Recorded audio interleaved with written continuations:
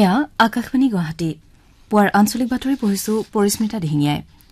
এতিয়া প্ৰধান বাতৰি কেইটা হৈছে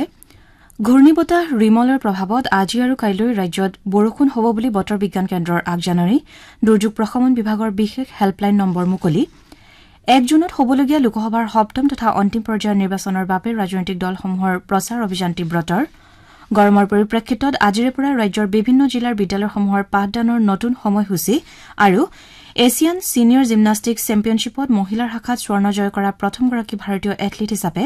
দীপা কৰ্মকাৰৰ কৃতিত্ব অৰ্জন এতিয়া শুনক বিতং বাতৰি বংগোপসাগৰত নিম্নচাপ সৃষ্টিৰ ফলত উৎপত্তি হোৱা ৰিমল ঘূৰ্ণীবতাহজাকে কালি নিশা 10:30 বজাৰ পৰা 12:30 বজাৰ ভিতৰত সমুদ্ৰ তীৰত খুন্দা মাৰে আলিপুৰ ক্ষেত্ৰ ঘূৰ্ণীবতাহ সতৰ্ক কেন্দ্ৰৰ মুৰব্বী হবিবুৰ ৰহমান বিশ্বাসে এই কথা প্ৰকাশ কৰিছে এই ঘূৰ্ণীবতাহজাক আৰু কিছু সময়লৈ উত্তৰ দিশলৈ গতি কৰিব আৰু ইয়াৰ পাছত উত্তৰ পূব দিশলৈ গতি কৰি লাহে লাহে ইয়াৰ প্ৰকোপ হাম কাটিব কালি নিশা প্ৰায় 8:30 বজাত প্ৰতি ঘণ্টাত 110 পৰা 120 কিলোমিটাৰ বেগেৰে ঘূৰ্ণীবতাহজাক বাংলাদেশৰ খেপোপাৰা আৰু পশ্চিমবংগৰ সাগৰ দ্বীপপুঞ্জত প্ৰৱেশ কৰে ঘূৰ্ণীবতাহৰ ফলত কলকাতাকে ধৰি দক্ষিণ বংগৰ সকলো জিলাতে ধুমুহা আৰু প্ৰবল বৃষ্টিপাতৰ বাতৰি পোৱা গৈছে ইফালে প্ৰধানমন্ত্ৰী নৰেন্দ্ৰ মোদীয়ে কালি নতুন দিল্লীত ঘূৰ্ণীবতাহৰ পৰিস্থিতি সন্দৰ্ভত এখন পৰ্যালোচনা বৈঠকত মিলিত হয়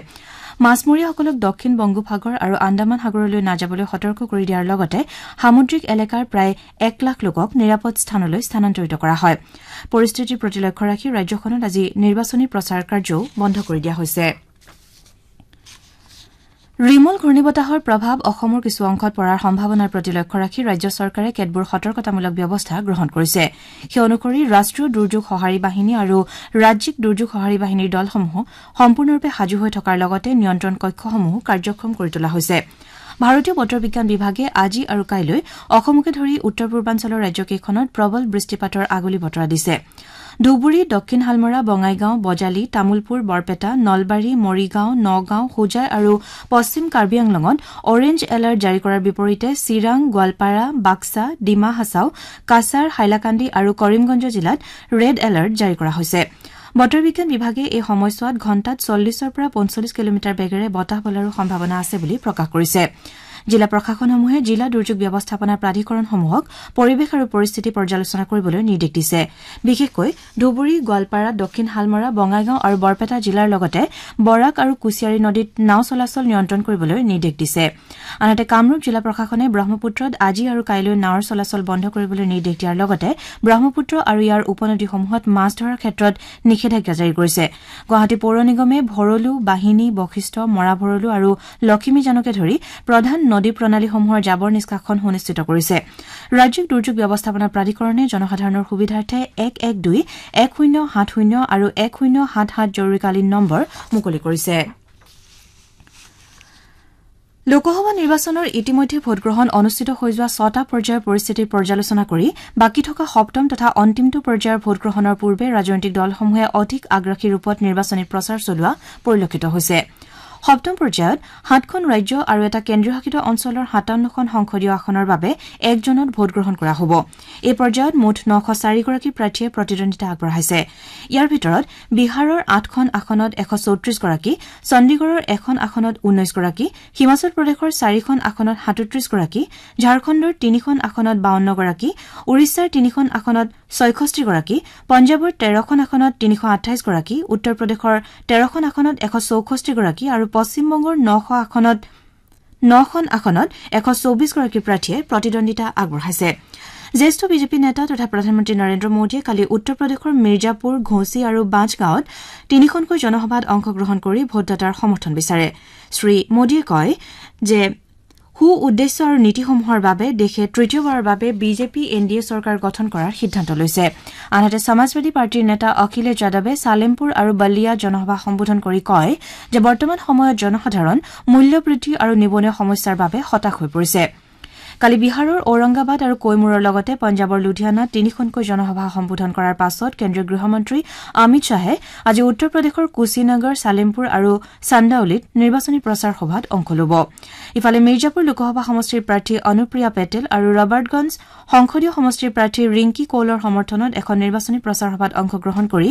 বিজেপি নেতা তথা উত্তৰ প্ৰদেশৰ মুখ্যমন্ত্ৰী যোগী আদিত্যনাথে কয় যে প্ৰধানমন্ত্ৰী নৰেন্দ্ৰ মোদীৰ নেতৃত্বত জনসাধাৰণে এখন নতুন ভাৰতৰ উত্থানৰ সাক্ষী হৈছে তেওঁ লগতে ভাৰত বৰ্তমান এটা মুখ্য শক্তি হোৱাৰ দিশত আগবাঢ়িছে বুলিও উল্লেখ কৰে তেওঁ লগতে কয় যে শ্ৰী মোদীয়ে 140 কোটি ভাৰতীয়ক নিজৰ পৰিয়ালৰ দৰে ভাবে আৰু প্ৰতিজন নাগৰিকৰ জীৱন সমৃদ্ধিশালী কৰি তোলাৰ বাবে চেষ্টা কৰিছে ইপিনে কেন্দ্ৰীয় মন্ত্ৰী তথা ডিব্ৰুগড় লোকসভা সমষ্টিৰ এনডিএৰ প্ৰাৰ্থী সৰ্বানন্দ সোণোৱালেও কালি পশ্চিমবংগৰ দমদমৰ পৰা উলিওৱা এটা ৰোড শ্বত অংশ লোৱাৰ লগতে কলকাতাৰ চৌৰাংগীত এখন বিশাল জনসভা সম্বোধন কৰি দলীয় প্ৰাৰ্থীৰ হৈ প্ৰচাৰ চলায় কংগ্ৰেছ নেতা ৰাহুল গান্ধী আৰু প্ৰিয়ংকা গান্ধীয়েও আজি কেইবাখনো জনসভাত অংশ ল'ব প্ৰিয়ংকা গান্ধীয়ে হিমাচল প্ৰদেশৰ চাম্বা আৰু শ্বাহপুৰ সমষ্টিত দুখনকৈ জনসভা সম্বোধন কৰাৰ বিপৰীতে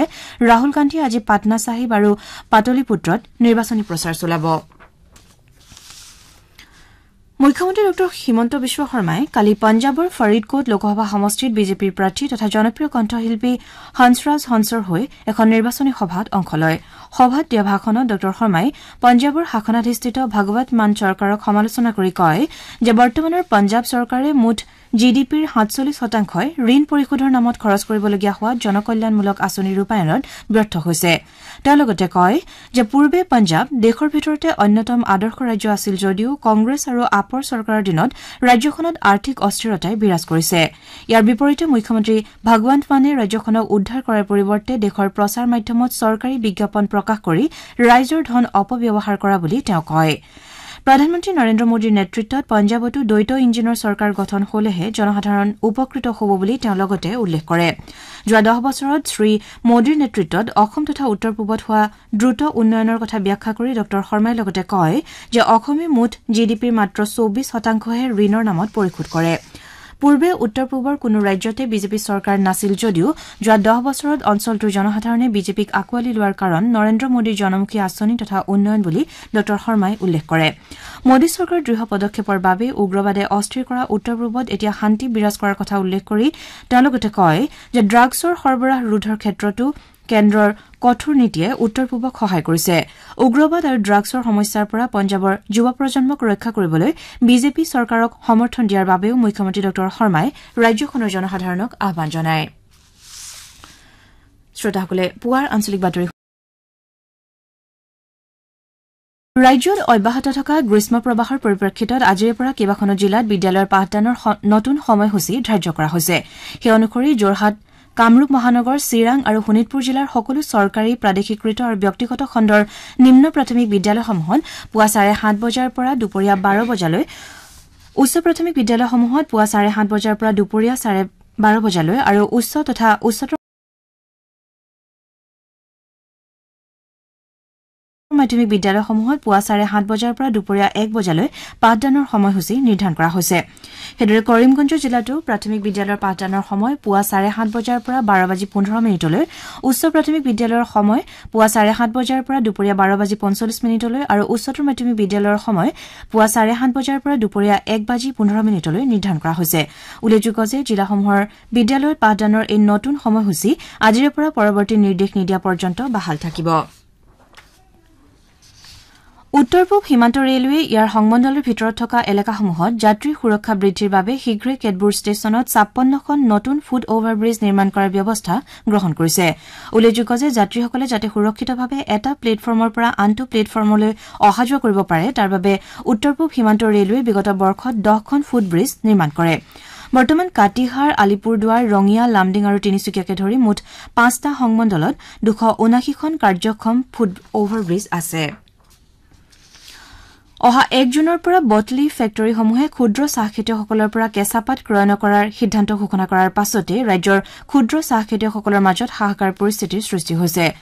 বটলি ফেক্টৰীসমূহে এই সিদ্ধান্ত প্ৰত্যাহাৰ নকৰিলে সদৌ অসম ক্ষুদ্ৰ চাহ খেতিয়ক সন্থাই অহা 2 জুনৰ পৰা প্ৰতিবাদ কাৰ্যসূচী ৰূপায়ণ কৰাৰ হুংকাৰ দিছে ইফালে ৰাজ্যৰ সকলো ক্ষুদ্ৰ চাহ খেতিয়ককে উন্নতমানৰ কেঁচাপাত উৎপাদনৰ বাবে শস্য সুৰক্ষা বিধি পালন কৰিবলৈ আহ্বান জনাই সন্থাৰ তৰফৰ পৰা কালি তিতাবৰ টিয়গ মৰিয়নি আদিকে ধৰি বিভিন্ন স্থানত সজাগতা ৰেলী উলিওৱা হয়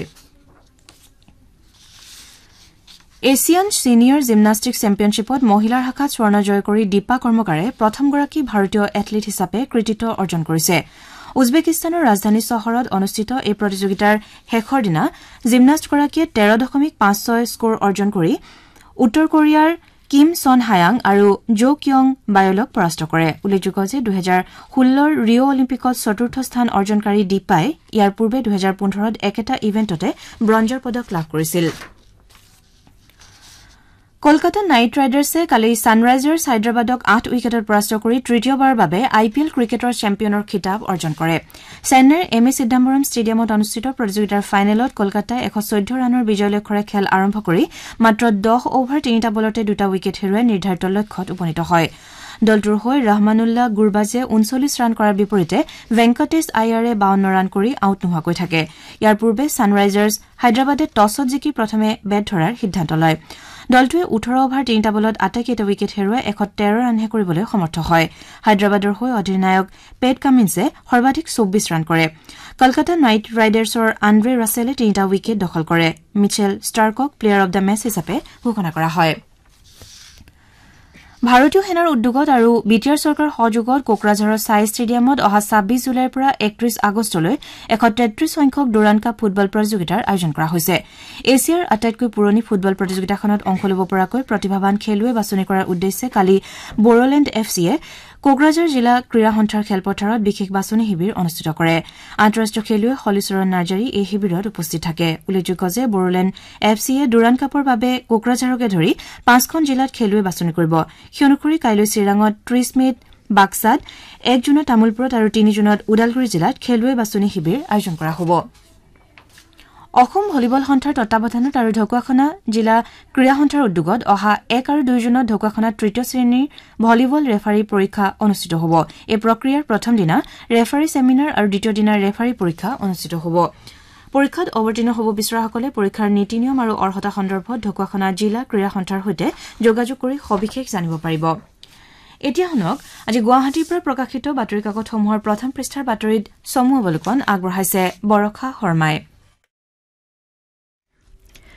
ৰাজ্যত উদ্বেগজনকভাৱে বৃদ্ধি পোৱা গৰমৰ প্ৰকোপৰ লগতে ৰিমল ঘূৰ্ণীবতাহৰ বাতৰি আজি প্ৰকাশিত দৈনিক বাতৰি কাকতসমূহে প্ৰথম পৃষ্ঠাত ভিন ভিন শিৰোনামেৰে প্ৰকাশ কৰিছে নিয়মীয়া বাৰ্তা কাকতে বংগত ৰিমলৰ ৰুদ্ৰৰূপ ৰাজস্থানত তাপদহন দৈনিক অগ্ৰদূত কাকতে আহিছে ৰিমল প্ৰবল দৃষ্টিপাতৰ সতৰ্কবাণী আমাৰ অসম কাকতে আহি আছে ৰিমল অসমীয়া খবৰ কাকতে দেশত গৰমে ৰচিলে নতুন ৰেকৰ্ড অসমীয়া প্ৰতিদিন কাকতে ৰাজ্যত ধ্বংস হ'ল 3.23 লাখ হেক্টৰ বনভূমি দৈনিক অসম কাকতে নিষেধাজ্ঞা উফৰাই কয়লাৰ মুক্ত খনন আদি শিৰোনামেৰে মুখ্য বাতৰি প্ৰকাশ কৰিছে 48,649খন পাংখাৰ অভাৱ বিদ্যালয়ত শিৰোনামেৰে দৈনিক জনমভূমি কাকতে মুখ্য বাতৰি প্ৰকাশ কৰিছে দিল্লীত সংঘটিত হোৱা অগ্নিকাণ্ডত 7 গৰাকী নৱজাতকৰ কৰুণ মৃত্যু হোৱা বাতৰিক প্ৰায় কেইখন কাকতে গুৰুত্ব সহকাৰে প্ৰকাশ কৰিছে পঞ্চম পৰ্যায় পৰ্যন্ত দেশৰ ভিতৰত ধুবুৰীত ভোটদানৰ হাৰ সৰ্বাধিক হোৱা বাতৰিটোৰ লগতে আইপিএল ক্ৰিকেট প্ৰতিযোগিতাত কলকাতা নাইট ৰাইডাৰ্ছ বিজয়ীৰ খিতাপ দখল কৰা বাতৰিটোক গুৰুত্ব সহকাৰে কাকতসমূহে প্ৰকাশ কৰিছে মোদীৰ তৃতীয় কাৰ্যকালত এক দেশ এক নিৰ্বাচন নিশ্চিত বুলি অমিত শাহ ডাঙৰীয়াই কৰা মন্তব্যক আমাৰ অসম আৰু অসমীয়া খবৰ কাকতে প্ৰকাশ কৰিছে ইয়াৰ লগতে ৰাজ্যত বিদ্যুতৰ উৎপাদনৰ বিপৰীতে 3000 মেগাৱাটলৈ বৃদ্ধি পোৱা বাতৰিটোকো প্ৰকাশ কৰিছে অসম কন্যা ফেশ্বন ডিজাইনাৰ সংযুক্তা দত্তই ডিজাইন কৰা বস্ত্ৰৰে বিশ্বৰ দুগৰাকী ছুপাৰ মডেলে কান চলচ্চিত্ৰ মহোৎসৱৰ ৰেড কাৰ্পেটত খোজ মাজুলীৰ ভূগৰ্ভৰে উত্তৰ পূব ভাৰতৰ মুখ্য চহৰলৈ এছিয়াৰ সৰ্ববৃহৎ গেছ পৰিবাহী পাইপলাইন বোকাখাতত জ্ঞান বিজ্ঞান সমিতি অসমৰ 3দিনীয়াকৈ অনুষ্ঠিত ৰাজ্যিক শিশু বিজ্ঞান সমাৰোহৰ সফল সামৰণি এই বাতৰি তিনিটাক দৈনিক জনমভূমি কাকতে প্ৰথম পৃষ্ঠাত স্থান দিছে The Assam Tribune কাকতে Amit Shahe UCC across India if BJP returns to power বুলি কৰা মন্তব্যক মুখ্য বাতৰি হিচাপে প্ৰকাশ কৰিছে আনহাতে দি সেন্টিনেল কাকতে digital arrest the latest tactics of cyber criminals শিৰোনামেৰে মুখ্য বাতৰি প্ৰকাশ কৰিছে এয়া আছিল আজি গুৱাহাটীৰ পৰা প্ৰকাশিত বাতৰি কাকতসমূহৰ প্ৰথম পৃষ্ঠাৰ বাতৰিত চমু অৱলোকন ধন্যবাদ বৰখা বাতৰি শেষ কৰাৰ পূৰ্বে প্ৰধান বাতৰি কেইটামান আকৌ এবাৰ পঢ়ি দিছো